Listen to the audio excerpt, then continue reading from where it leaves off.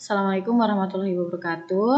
Nah, Ibu akan melanjutin ke kalian untuk materi proyeksi. Tadi Ibu udah selesai ngejelasin ya. Ibu akan berlanjut ke materi jarak ya. Ini ya. Oke, kita akan masuk ke jarak. Nah, oke. Nah, untuk jarak dalam ruang kamu bisa lihat di sini ada gambar yang menunjukkan bahwa si Minion ini dari Subang akan menuju Bandung. Nah, seperti yang kalian tahu, ada banyak jalan menuju Roma. Nah, ada banyak jalan menuju Monas, sama juga ada banyak jalan menuju Bandung ya. Nih, ada di A yang berkelok-kelok seperti ini. Dia berjarak 80 km. Dia ada B yang berjarak 60 km. Dan ada jalan dari jalur C dengan berjarak 100 km. Nah, sebenarnya kegunaan ilmu jarak dalam ruang itu apa sih? Nah, ini dia. Nah, ini ya.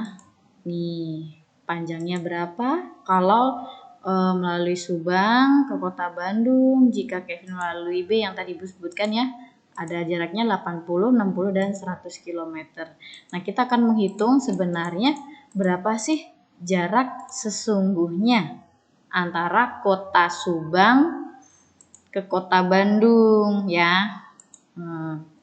Nih, jadi jarak sebenarnya dari kota Subang ke Bandung adalah sebenarnya 60 km. Nah, jadi jarak sebenarnya 60 km, cuman ada beberapa jalur, yaitu jalur di A, jalur di B, dan jalur di C gitu.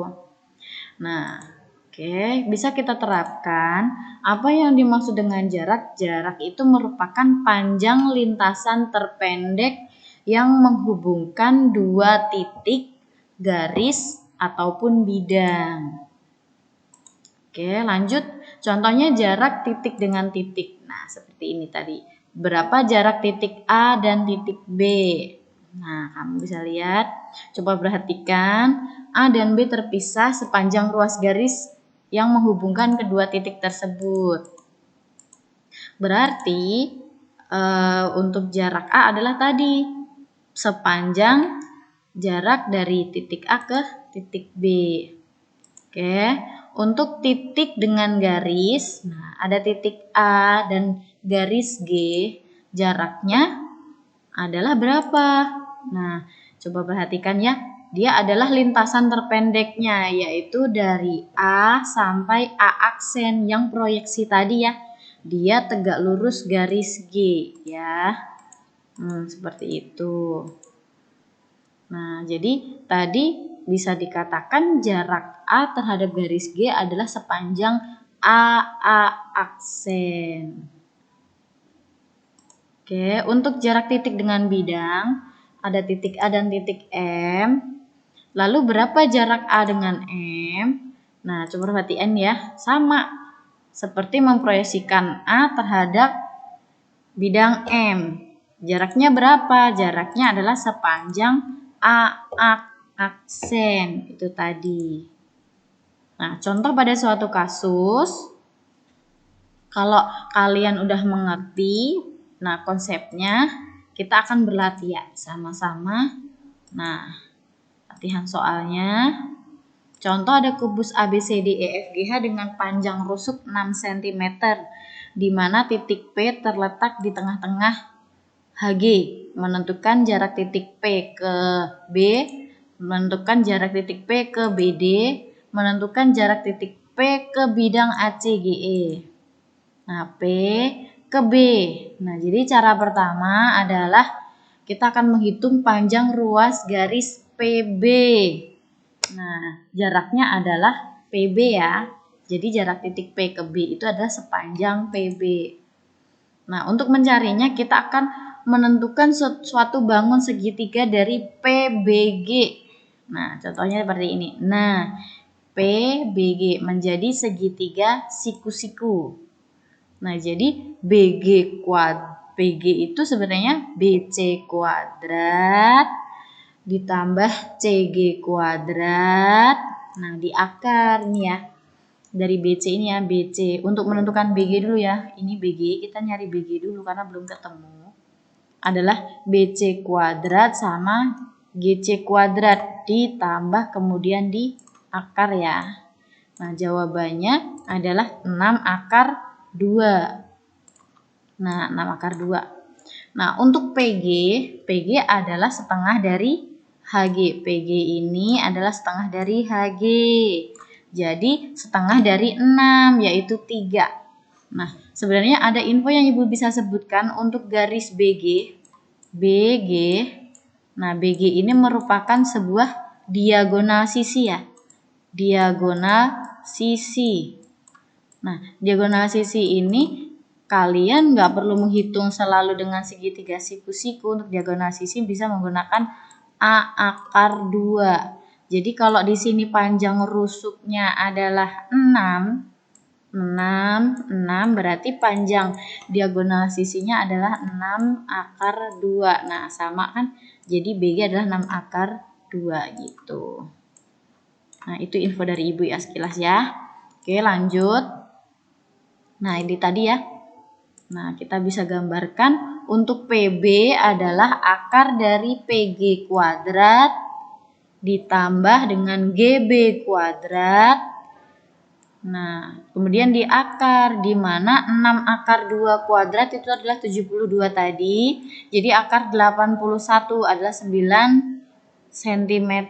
Jadi ini adalah segitiga siku-sikunya di G ya. Sebenarnya kalau digambar seperti itu. Oke, kita berlanjut ke soal berikutnya.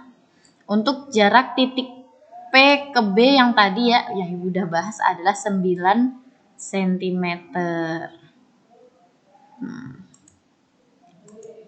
Oke. Untuk soal yang kedua, untuk P ke BD. Nah, kalian bisa lihat adalah PP aksen. Nah, di sini tegak lurus. Di sini ya. Kita proyeksinya adalah di P aksen. Jadi jarak antara titik P dan garis BD adalah sepanjang PP aksen gitu. Oke, kita akan lanjutkan. Nah, untuk mencari ini kita harus membangun suatu segitiga juga PBD. Nah, kamu bisa lihat segitiga PBD. Jelas ya? Nah, segitiganya seperti ini kalau kita keluarkan dari dalam kubus.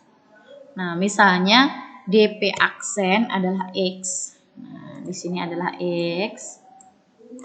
Nah, untuk P aksen B adalah DB dikurang X. Ya, paham? Nah, untuk itu berarti 6 akar 2 min X.